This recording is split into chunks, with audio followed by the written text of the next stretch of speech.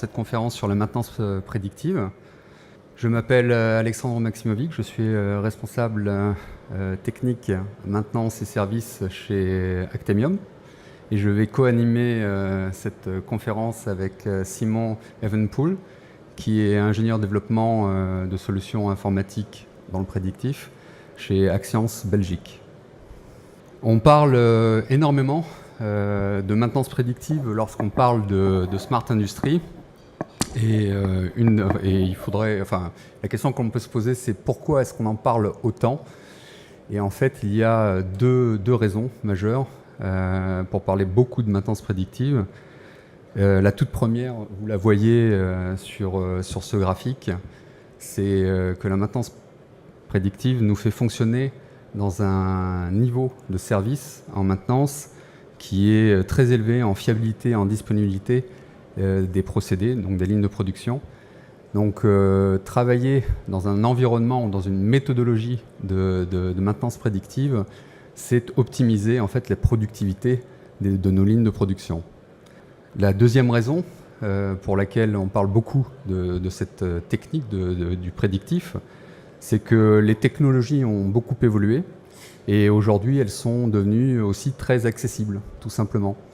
Donc dans les technologies qui ont évolué, il y a le prix de l'électronique qui a effectivement diminué, il y a les bases de données qui sont devenues connectables et interconnectées entre elles, et il y a aussi les débits d'informations qui ont augmenté, notamment sur le cloud, et qui permettent en fait de rendre accessibles financièrement toutes ces techniques que l'on met en œuvre dans la maintenance prédictive. Mais avant de travailler à ce niveau de service, donc au niveau de la maintenance prédictive, il y a aussi deux prérequis.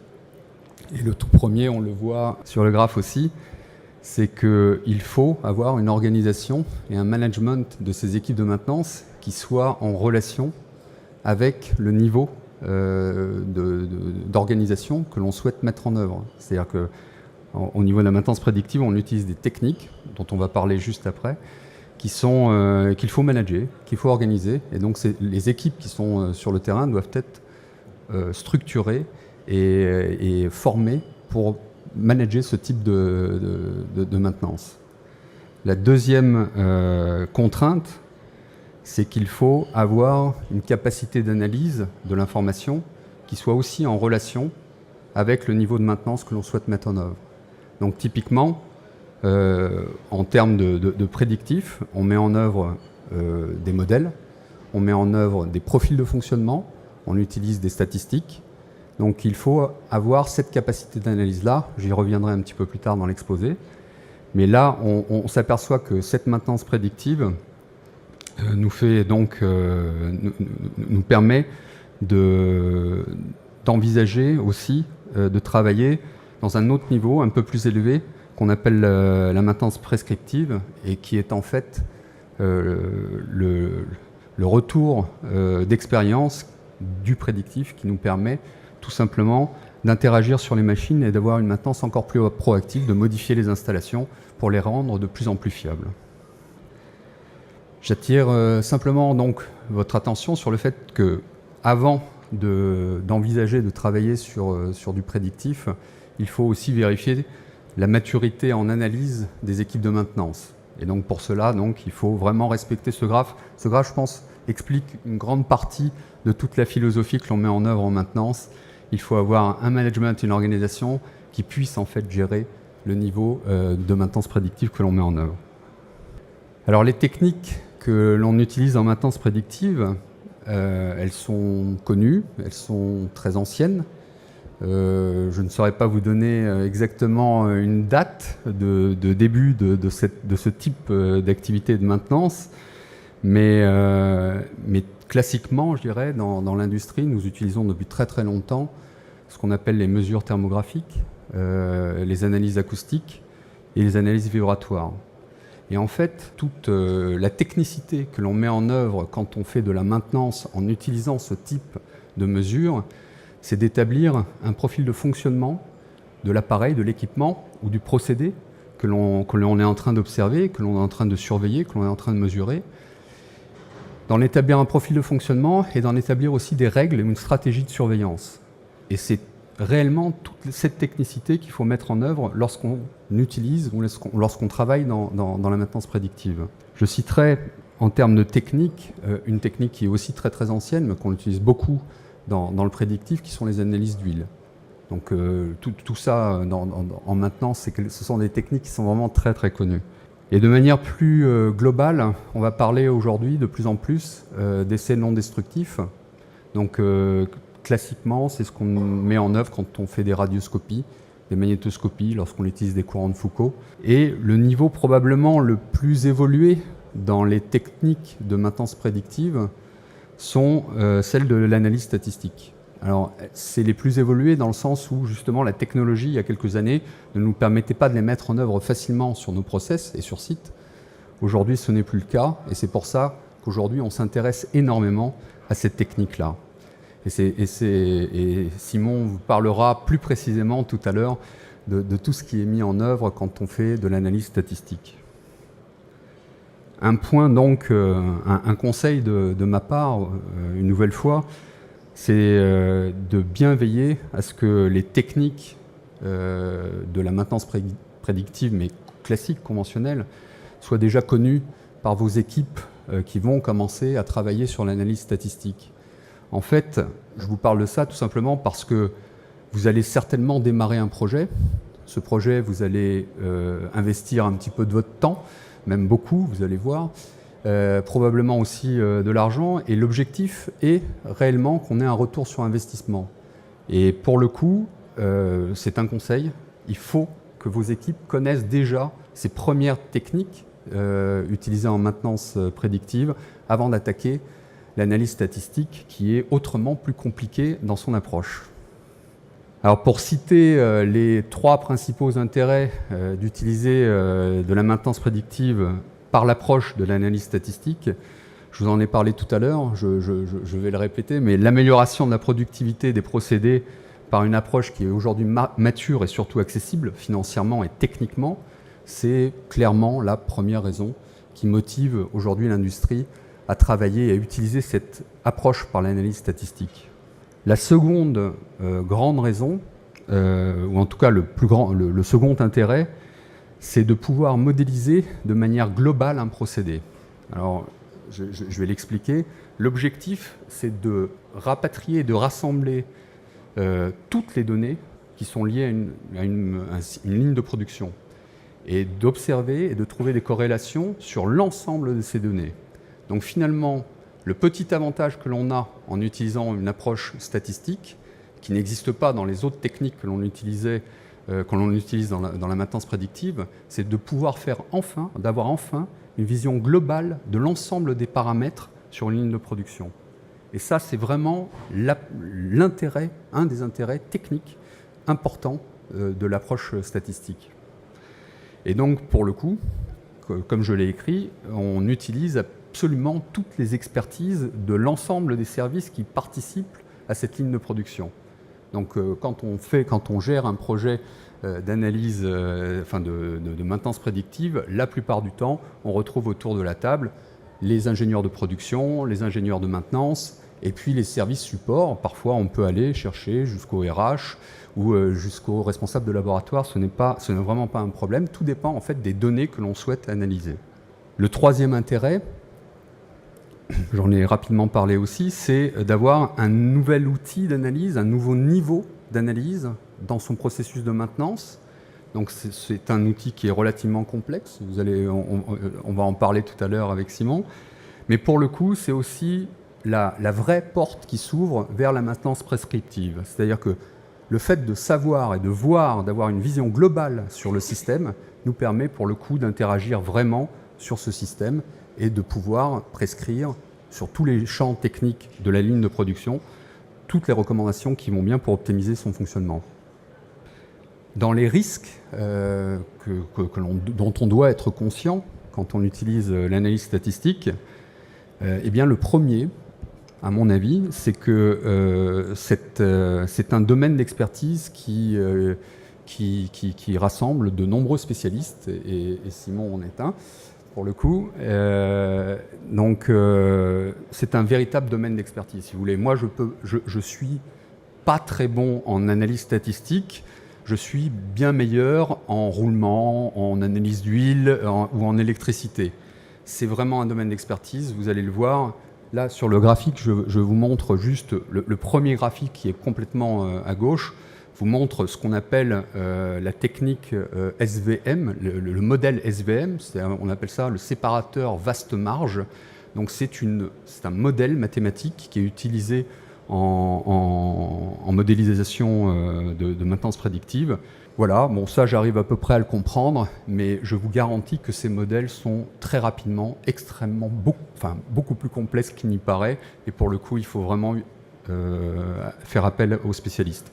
Donc un des premiers risques, c'est justement d'avoir une dérive sur les coûts que l'on met en œuvre quand on attaque ce type de projet. Le deuxième risque, c'est d'avoir un niveau d'analyse des données qui soit insatisfaisant ou qui ne soit pas le plus efficace possible, ce qui va remettre complètement en question le projet, l'exactitude des données ou la pertinence des résultats. Comme je vous l'ai dit tout à l'heure, lorsqu'on fait ce type d'approche, lorsqu'on met en œuvre ce type d'approche, la plupart du temps on réunit autour de la table absolument tous les experts de la ligne de production. Si vous ne faites pas ça, pour le coup il va vous manquer une partie de l'analyse des données et croyez bien volontiers que les gens de maintenance ne savent pas forcément exactement ce qui se passe en termes de production et vice-versa. Le troisième risque, c'est d'avoir une caractéristique de performance des modèles statistiques que l'on va utiliser qui soit insatisfaisante. Donc là, Simon vous parlera de ce qu'on appelle les vrais positifs et les faux positifs en analyse statistique. Mais globalement, et pour résumer ce dernier point, je dirais qu'un modèle, comme tout modèle mathématique, va toujours vous donner une réponse. Le tout, c'est de savoir si cette réponse est une vraie prédiction ou si c'est une fausse prédiction. Et l'impact d'une fausse prédiction sur les équipes de maintenance et les interventions, c'est un impact financier. Donc je vais laisser la main à Simon pour qu'il vous explique, qu'il vous donne une vision rapide de ce qu'est l'analyse statistique. Bonjour. Alors, une des difficultés dont Maxime a parlé, c'est Alexandre, excusez-moi, c'est la difficulté avec laquelle que nous pouvons créer une solution. Et ça a besoin d'expertise et tout ça. Et comme nous savons, dans les statistiques, il y a un grand nombre de méthodes disponibles, mais malheureusement, il n'y a pas une méthode qui est spécifiquement développée pour la maintenance prédictive. Alors, ce que nous devons faire, c'est combiner des méthodes existantes pour arriver à une solution. Et je vais parler comment on peut créer une solution comme ça et comment on peut évaluer une solution comme ça. Ce que nous faisons souvent, c'est d'avoir un procédé qui consiste des deux étapes. Et dans la première étape, nous essayerons à détecter des anomalies.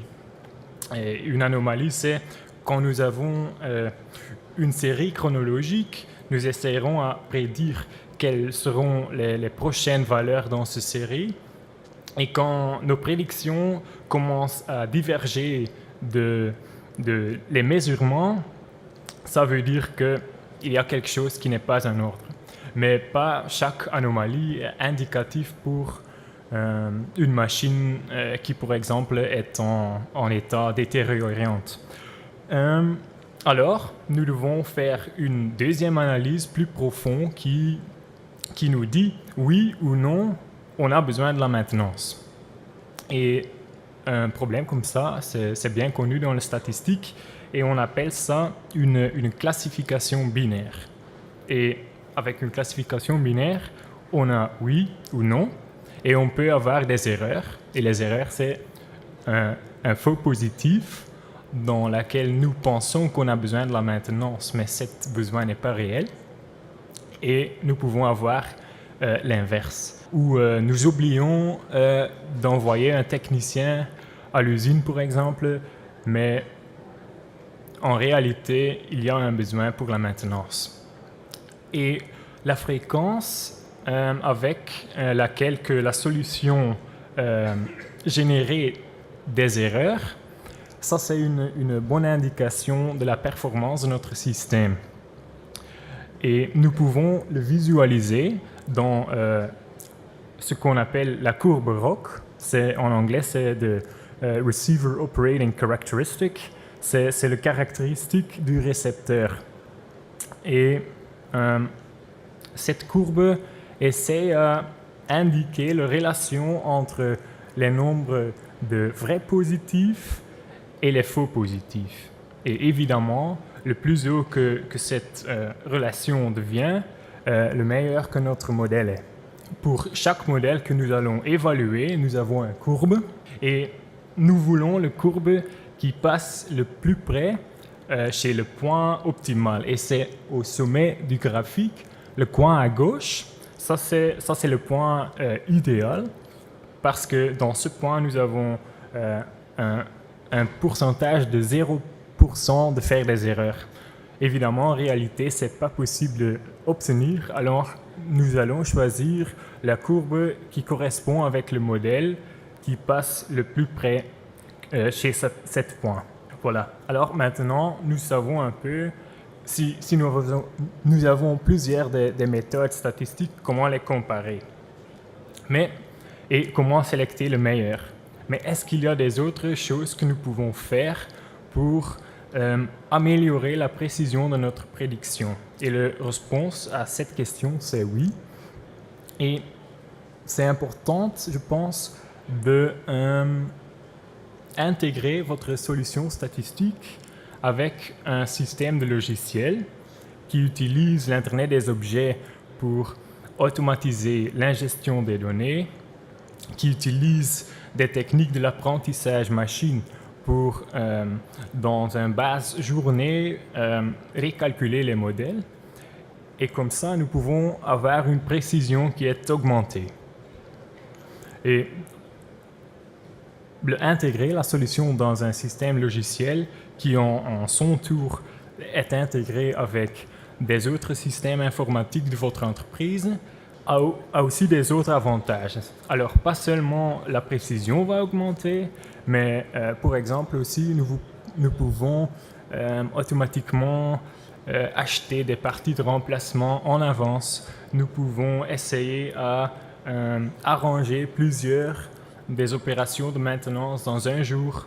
Nous allons réduire le besoin des experts et comme ça aussi gagner l'argent. Alors les deux choses que je suis en train de dire, c'est utilise les nombres de vrais positifs et faux positifs pour évaluer vos modèles. Et deux, c'est important quand vous avez un modèle statistique de l'intégrer avec un système qui a un flux des données automatiquement pour avoir une base de données plus grande pour améliorer la précision. Et comment est-ce que nous allons faire ça en pratique? Pas trop vite. Nous allons le faire pas à pas, à des étapes. Chez nous, c'est environ 3 mois. Chaque étape que nous allons prendre a un objectif spécifique. Et quel objectif ce serait dépend de la maturité de votre équipe. Vous avez des entreprises qui n'ont rien en place à ce moment. Pour eux, c'est important de connecter les capteurs, de transporter les données et les mesurements à un système informatique et là-bas, les stocker dans une base de données qui est spécifiquement créée pour stocker les séries chronologiques. Mais il y a aussi des entreprises qui ont déjà, on appelle ça un système historien en place. Et pour eux, on peut faire une analyse préliminaire. Et cette analyse a comme objectif d'analyser si ce qu'on mesure, si ça a la valeur prédictive. Et sinon, on doit réitérer la première étape. Si oui, nous pouvons aller créer un démonstrateur et finalement même l'intégrer dans une solution qui est intégrée avec les autres systèmes informatiques. Et comme ça, on peut, avec un procédé itérativement, arriver à une solution bien intégrée avec une performance agréable. Voilà, ça c'est tout. Maintenant, je vais laisser la parole à Alexandre pour conclure. Merci. Donc, en guise de conclusion, si vous voulez attaquer un projet de maintenance prédictive en utilisant l'approche statistique, commencez par des projets simples pour que vos équipes tout simplement se mettent en route et en ordre de bataille. Donc, je vous ai parlé au début de la présentation de toutes les contraintes que moi je voyais, mais voilà, gérer des modèles, des profils de fonctionnement, des modèles statistiques de prédiction, c'est une gymnastique intellectuelle qui n'est pas forcément présente au sein de toutes nos équipes.